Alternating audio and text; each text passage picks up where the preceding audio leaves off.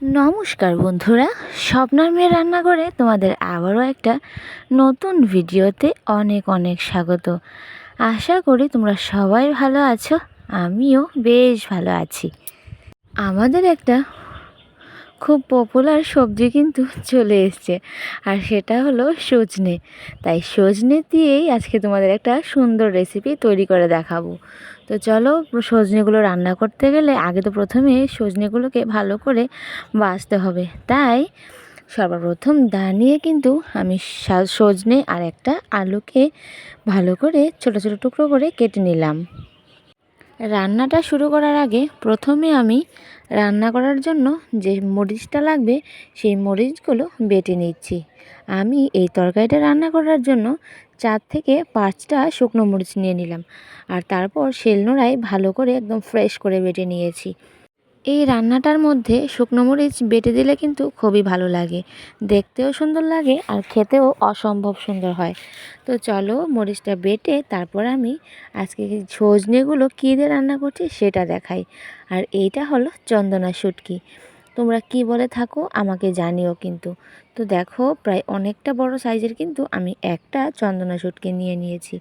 আর এখন এই মাছটাকে আমি ছোট ছোট পিস করে নিলাম। তো আমি এখন ভালো মতো এই শুটকি মাছগুলোকে সুন্দর করে ধুয়ে নিয়েছি। এখন আমার রান্না করার জন্য সব কিছু ইনগ্রেডিয়েন্টস একদম রেডি। তো প্রথমেই কিন্তু আমি যা যা লাগবে সব কিছু নিয়ে নিয়েছি। আর তারপর আমি কিন্তু গ্যাসে আগুনটা ধরিয়ে আমার কড়াইটা বসিয়ে দিলাম। আর কড়াইটা যখন গরম হয়ে গেছিলো তখন আমি কড়াইতে দিয়ে দিলাম অল্প একটু সর্ষের তেল। তেলের মধ্যে অল্প একটু লবণ দিয়ে দিলাম, তারপর দিয়ে দিলাম অল্প একটু হলুদ গুঁড়ো। তারপরে সবগুলো শুটকির পিস আমি কিন্তু একটা একটা করে তেলের মধ্যে দিয়ে দিলাম। তো দেখো, এখন কিন্তু আমি ভালো মতো এই পিঠ ও পিঠ দু পিঠই কিন্তু সুন্দর করে ভেজে নিচ্ছি। এই শুটকিটা রান্নাটা কিন্তু খেতে অসম্ভব ভালো হয়। যে কোনো মানুষ এই রেসিপিটা বানিয়ে দিলে এক থালা ভাত নিমেষেই শেষ করে নেবে। তো চলো, আমি তোমাদের সাথে কথা বলতে বলতে আমি শুটকিগুলোকে ভেজে নিয়েছি। আর ওই তেলের মধ্যেই আমি দিয়ে দিলাম কেটে রাখা আলুগুলোকে ভালো করে নাড়িয়ে চাড়িয়ে হলুদ হলুদ করে বেটে নিচ্ছি। তারপর যখন দেখলাম যে আলুগুলো প্রায় 80% ভাজা হয়ে গেছে, তখন আমি ওই আলুগুলোর সাথেই দিয়ে দিলাম সজনে ডাঁটাগুলি। তারপর ওই সজনে ডাঁটা আর আলুর মধ্যে দিয়ে দিলাম অল্প একটু লবণ, আর দিয়ে দিলাম অল্প একটু হলুদ। তারপর আবারও একটু নাড়িয়ে চাড়িয়ে আমি এখন সজনে আর আলুগুলোকে ভালো করে ভেজে তারপরে কিন্তু নামিয়ে নেব। সজনের সিজনে এই প্রথম রান্না করলাম শুটকি দিয়ে। আমি কিন্তু এই রেসিপিটা খুব ঘন ঘনই কিন্তু বানাই, আমার কাছে এই রেসিপিটা খুবই ভালো লাগে। তো দেখো, আলু আর সজনে ডাঁটা যখন ভালো মতো ভাজা হয়ে গেছিলো তখন আমি একটা টমেটো দিয়ে দিলাম। অলমোস্ট সবগুলোই কিন্তু সবজি ভাজা হয়ে গেছে, এখন আমি নামিয়ে নেব।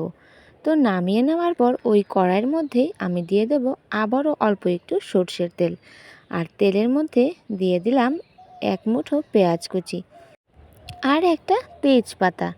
তো চলো, এখন পেঁয়াজটাকে ভালো মতো নাড়াচাড়া করে আমি ভেজে নিচ্ছি। মোটামুটি ব্রাউন কালার হলেই কিন্তু পেঁয়াজটা ভাজা হয়ে যাবে।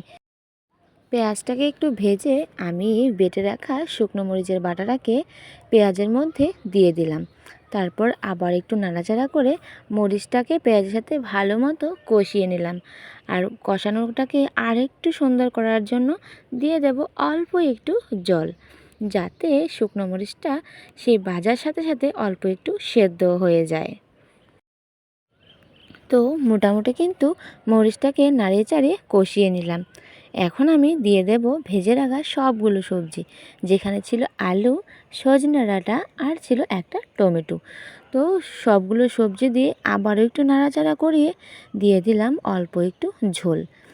আর ঝোলের মধ্যে দিয়ে দেব এখন অল্প একটু লবণ। লবণটা একটু বুঝে শুনে দিও, ঠিক আছে? যখনই তোমরা ট্রাই করবে এই রেসিপিটা অবশ্যই একটু বুঝে শুনে দিও, কারণ এই চন্দনা শুটকিতে কিন্তু প্রচুর পরিমাণে লবণ দেওয়া থাকে। তো চলো, আমি লবণটা দিয়ে দেওয়ার পর দিয়ে দিলাম ভেজে রাখা সেই শুটকি মাছগুলো।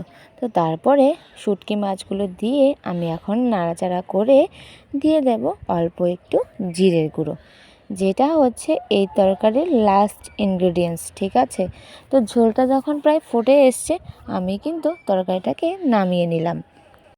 তো হয়ে গেল কিন্তু আজকের চন্দনা শুটকির তরকারিটা। তো চলো এখন তোমাদের দেখিয়ে দিচ্ছি আমার রান্না করার তরকারিটা দেখতে কীরকম লাগছিল। রান্না করেই কিন্তু আমি এক থালা ভাত নিয়ে বসে পড়লাম ট্রাই করার জন্য।